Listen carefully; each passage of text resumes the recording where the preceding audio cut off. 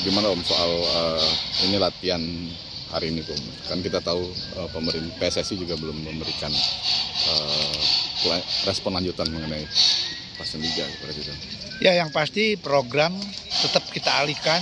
Kalau PSSI ngeluarin statement, pemerintah ngeluarin statement diundur 1 bulan, berarti programnya ya kita sesuaikan. Jadi latihannya ya menghadapi 1 bulan ke depan kalau jadi kompetisi. Memang secara psikologis ada pengaruhnya ke teman-teman, ke para pemain, tetapi saya selalu tanamkan tetap aja konsentrasi, fokus. Ketika nanti kompetisi ternyata dilanjutkan 1 bulan ke depan, kita semua udah siap seperti itu. Oke.